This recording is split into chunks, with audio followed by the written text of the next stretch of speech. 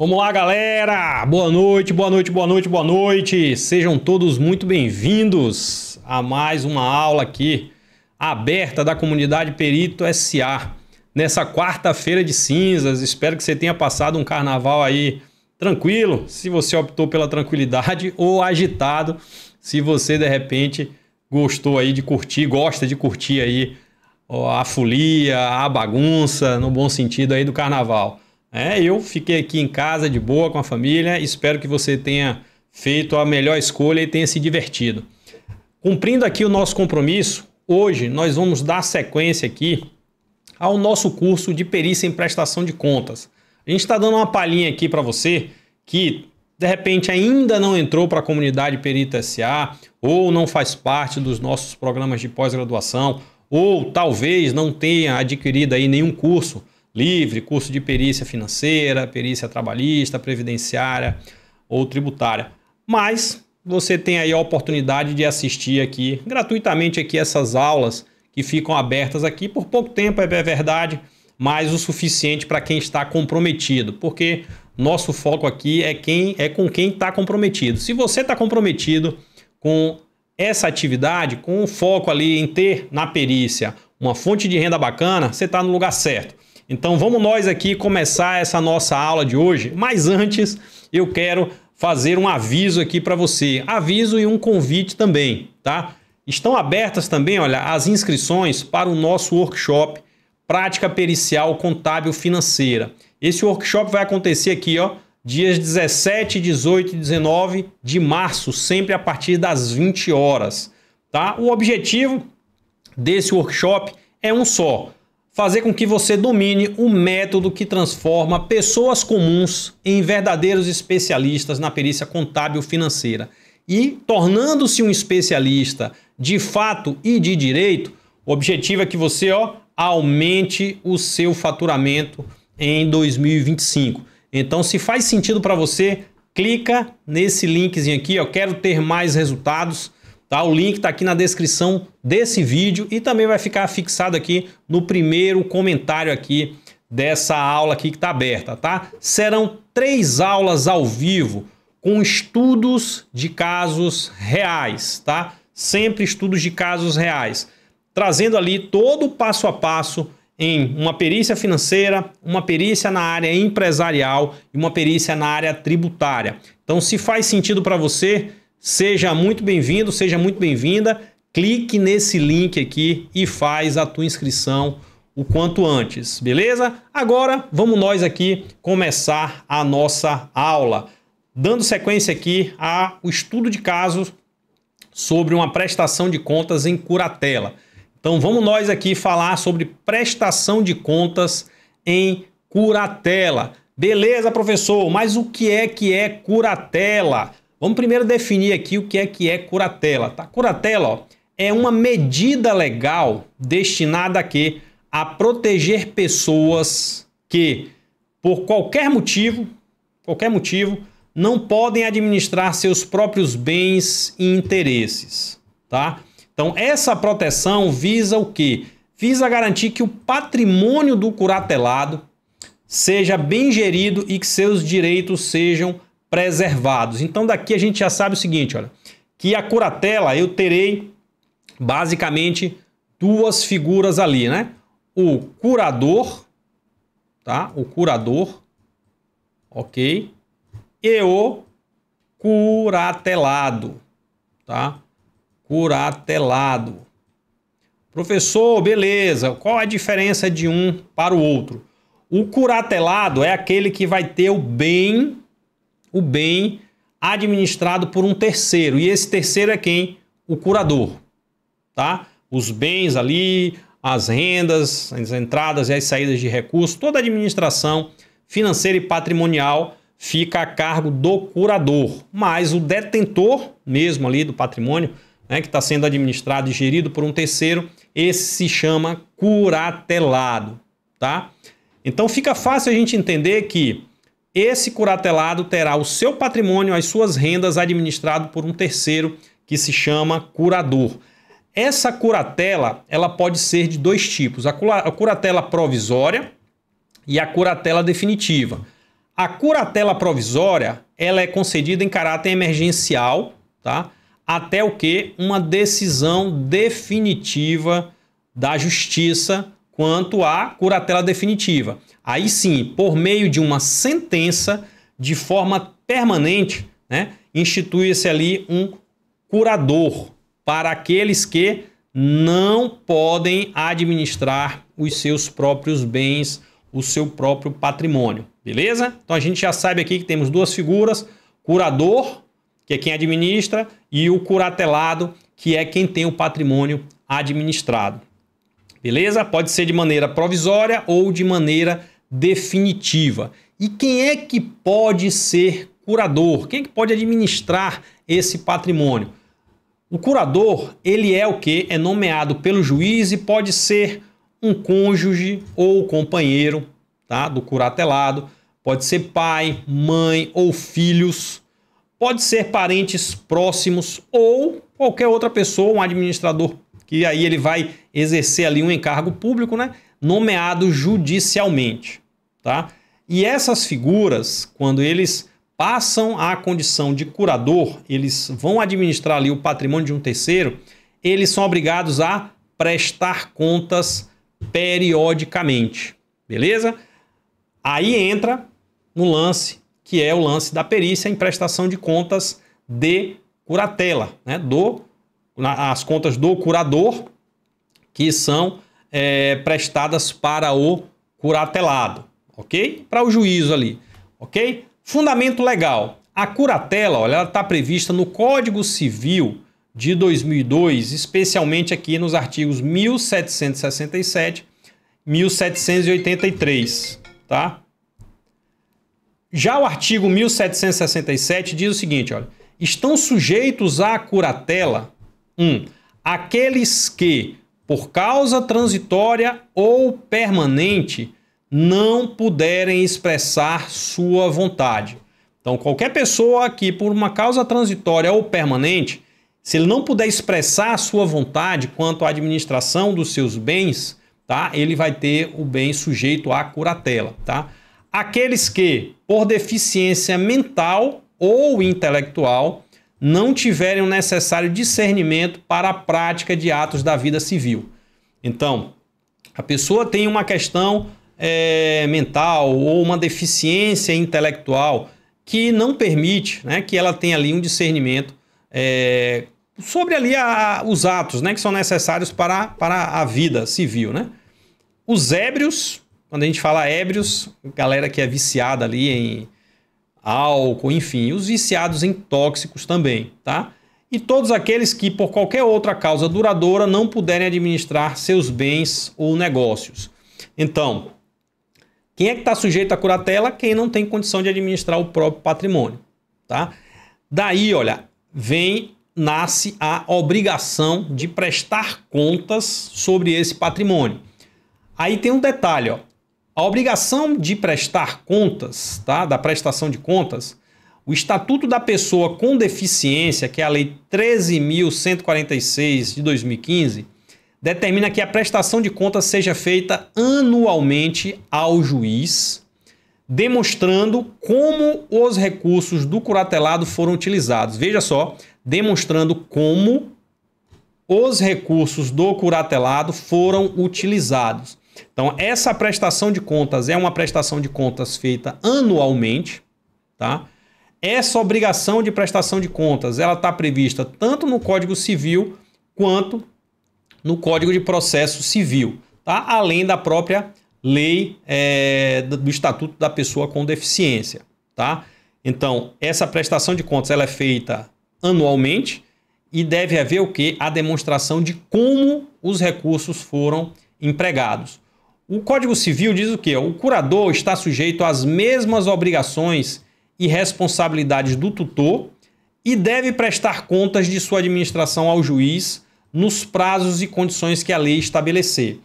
Aí a lei, o Estatuto da Pessoa com Deficiência, determina que essa prestação de contas seja feita de maneira, né, seja feita periodicamente, com periodicidade anual, tá? E no formato que a lei estabelece. E aí a gente tem o quê? O próprio Código Civil que estabelece o Código de Processo Civil, tá? O Código de Processo Civil, no artigo 550, diz aqui, ó, a prestação de contas pode ser exigida daquele que administra bens de terceiros ou executa um mandato legal ou judicial. A prestação de contas será exigida quando houver o quê? Dúvidas sobre a regularidade da administração dos bens, tá?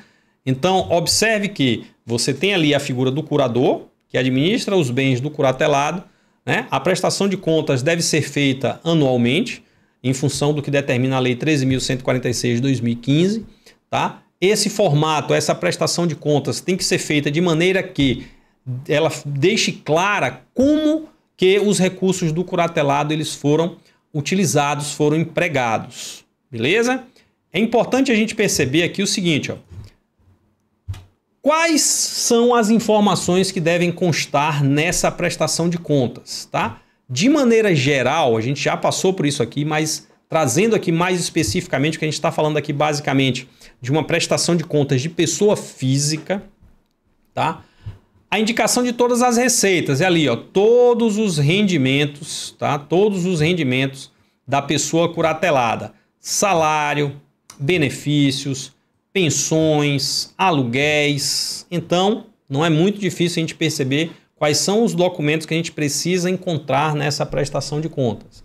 Documentos que comprovem ali o recebimento de salário, de benefícios, de pensões, de aluguéis, tá? De rendimentos, despesas, gastos com moradia, alimentação, saúde, transporte, educação e todos os outros itens que são essenciais. Observe que nesse caso, como a gente está falando de uma pessoa que não consegue administrar perfeitamente ali as suas faculdades mentais, às vezes até fisicamente, né? Faz-se necessário ali em muitas situações a subcontratação, a contratação de mais pessoas ali para ajudarem a tomar conta, tá? Então tudo isso, todos esses gastos ali vão entrar onde? Vão entrar como item de despesa aqui da prestação de contas. Então aqui, outros itens essenciais. Esses outros itens essenciais aqui, leia-se exatamente isso. A pessoa tem dificuldade de locomoção, então precisa ter um transporte, um motorista de repente para fazer esse transporte. Precisa ter ali uma pessoa para estar mais próxima, ali, um enfermeiro, uma enfermeira, um cuidador, né, para estar próximo ali daquela pessoa. Tá? E no final, observa-se o quê? A necessidade de se montar ali uma espécie de balanço financeiro, tá? Que é um demonstrativo detalhado de quê? Das movimentações financeiras, as entradas e as saídas, né? Porque o objetivo ali é, nessa prestação de contas, a gente identificar nesse balanço, né, as receitas, as despesas, né, eventualmente algum tipo de investimento que tenha sido feito e o saldo, tá? O saldo pode ser positivo ou negativo e aí isso aí tem que ser bem dosado. Além desse balanço financeiro, a gente vai tratar um pouquinho, daqui a pouquinho já, tá? Falando que quando se tem patrimônio também, aqui dentro desse demonstrativo, tem que ter o quê? Uma situação clara de como que está o patrimônio da pessoa. E aí entra o quê? Todo o fluxo financeiro, mas também todo o fluxo patrimonial, tá? Documentos mínimos necessários, são os mínimos necessários. Extratos bancários, com certeza, contratos, notas fiscais, recibos de pagamento, contra-cheques e demais comprovantes de receitas e despesas. É o mínimo, tá? É o mínimo. Além de uma planilha de controle financeiro, tá? Então isso aqui é o mínimo. Além de toda a documentação de suporte, um demonstrativozinho, tá? Que deve constar aqui essas informações ali, como eu estou colocando ali. Um balanço mesmo, né? Um fluxo claro, né, com o saldo inicial, a movimentação e o saldo final, tá? Que a gente tem ali essa informação de maneira clara. E essa prestação de contas com essa documentação de suporte, ela tem que ser anexada de que forma? Na mesma sequência em que as informações são prestadas. Então eu tenho que anexar o quê? A documentação de receita na mesma sequência, que eu começo as receitas ali, salário, aí comprovante de salário, pensão, aluguel. Então isso tem que estar ali organizado. Você que foi ali contratado para fazer essa prestação de contas, como contador, como assistente técnico, como alguém da área financeira, isso é o mínimo, tem que ter essa organização para que você não tenha problemas quando você apresente isso para o juízo. Beleza? Isso é meio básico, mas a gente Está frisando isso aqui, tá? Além da organização dos documentos de despesa, tá? E essa conciliação com o quê? Com os extratos bancários, tá? Isso é o mínimo que se espera. Que você tenha ali saldo inicial, a movimentação do período, saldo final. Você tem ali seja apresentar de maneira organizada e na sequência todas as receitas e todas as despesas, ou seja, todas as entradas e todos os gastos, além de que daquela documentação, uma pastinha ali, um controle com a situação patrimonial, tá? E essa situação patrimonial, quando a gente fala aqui da subcontratação ali, da contratação de terceiros, as informações eventualmente trabalhistas ou contratos de prestação de serviço também tem que estar lá bem organizado para que a pessoa, né, que vai avaliar consiga destacar, inclusive, a possibilidade de existir um passivo. Um passivo trabalhista, um passivo previdenciário, um passivo tributário. Tá? A gente está falando de bem, de repente bens imóveis ou bens móveis, veículo, IPVA, IPTU, tá? Outras taxas, multas. Então, essas informações elas devem constar na prestação de contas. Então, curatelado tem um carro, o carro está sendo utilizado, beleza, como é que está o IPVA desse carro? Como é que está o emplacamento ali desse carro? Como é que está a questão das multas? Tá? Tem um imóvel, como é que está o IPTU? Como é que estão as taxas de condomínio? Tá? Tem um funcionário terceirizado, alguém prestando serviço ali, CLT, ou enfim, um contrato de prestação de serviços com uma empresa. Como é que está a situação trabalhista desse funcionário? Como é que está a situação previdenciária? Então, são cuidados que devem existir na hora de prestar contas. E você, na hora de montar a prestação de contas, tem que dar essa assessoria. E você também, na condição de perito, tem que ter esse discernimento também de fazer essa cobrança, que é uma cobrança mais do que devida, né? na organização ali da prestação de contas. Tá? Então, quando a gente fala que documentos mínimos, são mínimos mesmo. Tá? Lógico que se você tem uma situação, como eu coloquei aqui, itens essenciais, contratou um terceirizado ou tem um patrimônio, você vai ter que pedir a documentação correspondente para verificar ali a situação. Veja que, mais uma vez aqui, olha, eu não estou dizendo que você vai ter que fazer um pente fino, tá? Mas você tem que ter ali um mínimo de informação, tanto na construção da prestação de contas, se você é assistente técnico, quanto na perícia que você vai realizar na condição de perito judicial, tá? Declaração de imposto de renda e documentos de patrimônio foi o que eu acabei de falar. Então, o curatelado ele é obrigado a entregar imposto de renda? Pela situação dele ali, Beleza, não é obrigado? Entregue o imposto de renda dele, onde você vai informar o quê? A situação patrimonial, porque você passa a ter também um documento que está ali, de certa forma, meio que chancelado, entre aspas, pela Receita Federal. Então, entregue também o seu imposto de renda, o imposto de renda dele, tá? É importante que você, e tendo obviamente patrimônio, faça a entrega também. Fica atento a essas questões que também tem reflexos ali tributários, eventualmente pagamento de multa. Tá? E quais são os procedimentos mínimos ali que você vai executar? Análise de recibos. Esses recibos você tem que verificar sempre se tem o quê? Se contém o nome completo, se tem CPF, descrição detalhada do serviço que foi prestado, a data, valor e assinatura. Se não tiver esses elementos mínimos aqui, olha, esse recibo ele pode ficar o quê? Comprometido. Tá? Não tem o nome completo do curatelado. Não tem o nome completo do prestador de serviço. Não tem o CPF do curatelado. Não tem o CPF do prestador de serviço. Não tem a data. Não tem o valor com clareza. Não tem a descrição detalhada do serviço. Então esse recibo ele fica o quê? Prejudicado. Eventualmente na prestação de contas, se você faz a prestação de contas, tem que buscar esse recibo, deixar isso bem organizado e deixar isso documentado dentro da prestação de contas. Se você é perito judicial e esse recibo ele não contempla esses cuidados, essas informações, aí, meu amigo, você pode glosar essa despesa, esse gasto, deixa ele separado para apresentar isso para o juízo, inclusive colocando ali no seu laudo uma imagem desse recibo. Aqui está o recibo que foi juntado. Aqui, tem um rabisco, não tem o nome, não tem CPF, não tem nada que possa, que dê uma certa tranquilidade, né, na formalidade que foi da construção desse recibo, de maneira que possa identificar ali exatamente se aquele recibo foi em benefício do curatelado ou não. Né? Ainda você pode fazer o quê? Criar colunas, né? Sem assinatura, sem CPF, sem valor, sem data. E aí você vai montando aquilo ali para você ter um mosaico no final para apresentar isso para o juízo decidir, tá? Conferência de notas fiscais, interessantíssimo. Verificar o quê? Como é que estão essas notas fiscais ali junto à Cefaz? Você consegue confirmar, né, essas notas fiscais? Tá? É uma nota fiscal ali, sei lá, como está aqui, ó, fita de caixa do supermercado, o cupom ali, né? Garantir que estejam acompanhados eventualmente, ó, das notas fiscais correspondentes, se tiver itens de um valor mais expressivo, né?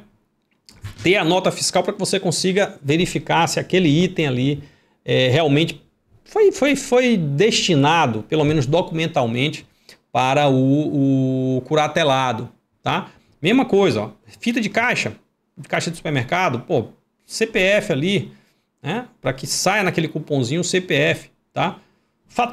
Faturas de cartão de crédito, garantindo, ó, que as compras foram feitas em benefício do curatelado. Também, a mesma coisa, nota fiscal, ó, notinha fiscal, tá? Notinha fiscal ali ou eventualmente até um contrato. Boletos bancários, ó, exigindo o quê? Comprovante de pagamento ali, a certificação de que aquele boleto, tá? Aquele boleto é aquele que foi pago, tá? Que foi pago ali na conta bancária. Então você tem que fazer isso aí, dar uma checada, olhar o código do boleto, olhar o valor, a data, para ter certeza que de fato aquele boleto é aquele que está naquele lançamento. Tá? Então é a verificação que você tem que fazer ali para ter uma certa segurança quanto à autenticidade. Esses procedimentos aqui, dependendo da quantidade de documentos, pode ser feito por amostragem e dependendo, obviamente, sempre da quesitação. Tá? Cruzamento de informações, ó, comparação de extratos bancários com os recibos e as notas fiscais apresentadas. É meio que uma conciliação. Análise de coerência entre os valores declarados e os padrões de gastos da pessoa curatelada. Aí, ó, quando você pega e planilha isso ali, tá? Tem esse planilhão. Lembrando que essa informação deve vir na própria prestação de contas. E aí você, como perito judicial, pode pedir essa planilha Excel, tá? Para que você não precise fazer essa digitação toda de novo. E você, na condição de quem está prestando contas, também levar esse demonstrativo, essa planilha. Tá? É importantíssimo. E aí, o perito judicial pode diligenciar para que a parte apresente, tá? E sabendo que se você está agindo de boa fé, você vai juntar isso também sem nenhum problema, tá? E com essa planilha você consegue fazer o quê? Análise vertical e horizontal, tá? Verificação de possíveis inconsistências ou despesas incompatíveis com a renda. Uma despesa que tem um valor maior do que o que a pessoa ganha. E aí gera o quê? Um passivo. Ou às vezes um complemento, né, que veio às vezes do curatelado ou de um empréstimo que foi tomado de uma fonte que não se sabe, mas que gera o quê? Um passivo. Então isso tem que ficar atento ali, o perito tem que ficar atento e a pessoa vai prestar contas também. Tá? E aqui, ó, em caso de grande quantidade de itens, pode ser feito uma amostragem, tá? A amostragem é por percentagem, ou seleção de itens, em que você vai ali nos itens mais representativos, tá?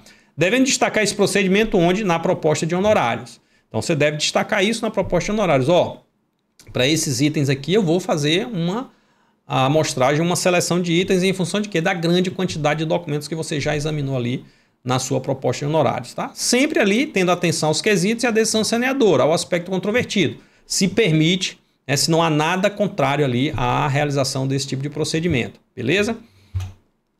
Análise patrimonial e de investimento. Então, a verificação de aplicações financeiras, de movimentações atípicas. E aqui, ó, friso sempre a questão das movimentações em espécie.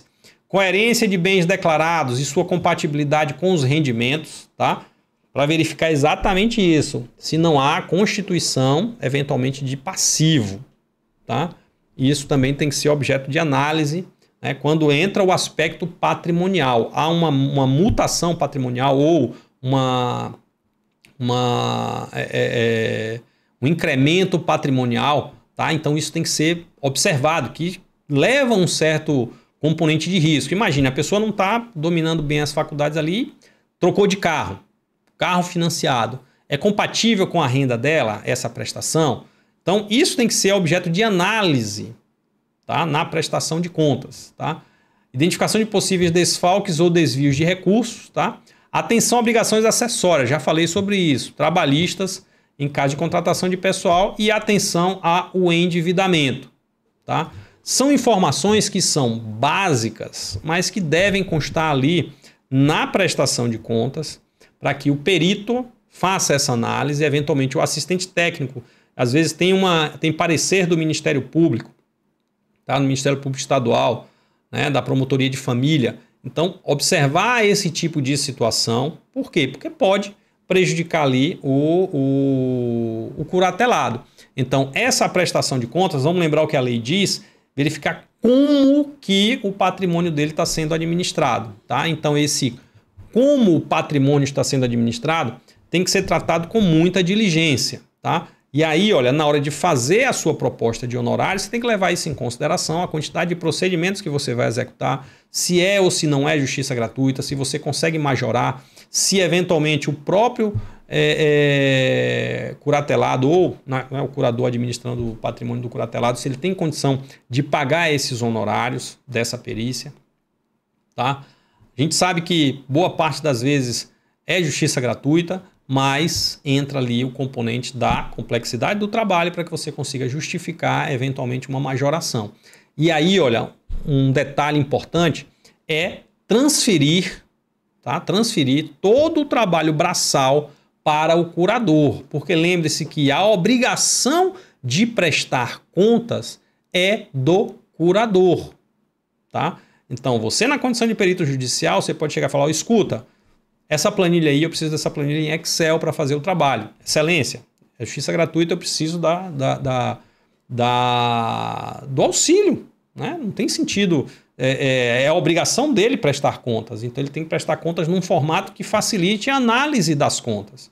Tá? Então isso tudo pode ser conversado pelo perito com o juízo, inclusive porque você que estabelecendo esse nível de confiança com o juiz, observe que você vai ter ali numa vara de família, eventualmente, uma quantidade grande de prestações de contas, né, de curatelados, porque ela deve ser feita anualmente. Então, a partir do momento que você já criou um padrão, tá? Imagina você aí, ó o pensamento empresarial, você na condição de perito judicial, conversa com o juízo, deixa isso organizado, né, para que as prestações de contas sejam apresentadas sempre num determinado layout, num determinado padrão. De repente você até entrega uma planilha para que o curador ele preencha, coloque lá os dados. Tá? Isso tudo vai facilitar a sua vida na hora de fazer análise. E, consequentemente, ó, no ano seguinte, aquilo ali já vai vir mais mastigado para você, de repente, ganhar seus honorários naquela nova análise de prestação de contas que vai cair para você de novo. Tá? Então, de repente, você já tem ali ó, um fluxo de caixa constante. Ah, professor, mas o valor é de justiça gratuita. Ok, imagine que você consegue majoração 2, 3, 4, 5 vezes. Tá? Estabelece um rito, procedimento, com a planilhazinha já montada ali, organizada. Entende? Isso montado e organizado, a pessoa vai prestar contas já com tudo já mais fácil para você fazer análise.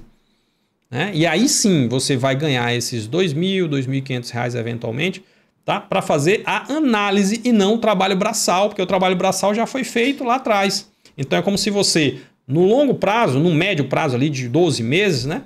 Que ele vai prestar contas de novo, você teve um primeiro trabalho, depois segundo trabalho de novo, então você já passa a ter um fluxo periódico, né? Tipo imposto de renda, uma vez por ano ali você já tem uma quantidade de prestações de contas ali que vem daquela vara de família, tá? Então, lógico que isso também é o quê? É o raciocínio empresarial, onde você vai conversar com o juízo, deixar isso tudo organizado, tá? O compromisso de você, obviamente, ser nomeado, né? Deixar isso organizado, adquire a confiança do juiz e você passa a fazer essas prestações de contas, essa perícia em prestação de contas, beleza? A gente vai finalizar essa aula aqui agora, tá? Lógico que é todo o conteúdo completo, depois a gente vai examinar um caso completo ali dentro da comunidade, tá?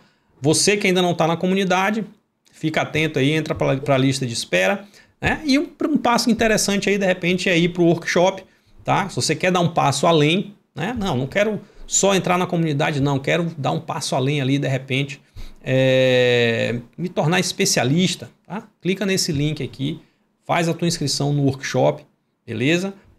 Você vai ter lá 3 aulas que vão te dar um norte muito interessante, né, de como que se deve trabalhar nesse mercado e como se tornar especialista de verdade ali e ter um negócio ali realmente organizado para que você tenha uma fonte de renda muito bacana, beleza? A gente vai finalizando essa aula hoje aqui na quarta-feira aqui de cinzas, né? Estamos firmes e fortes aqui e eu espero você na próxima semana também aqui na quarta-feira e se inscreve aqui no nosso workshop, tá? Não perde essa oportunidade não, beleza? Grande abraço!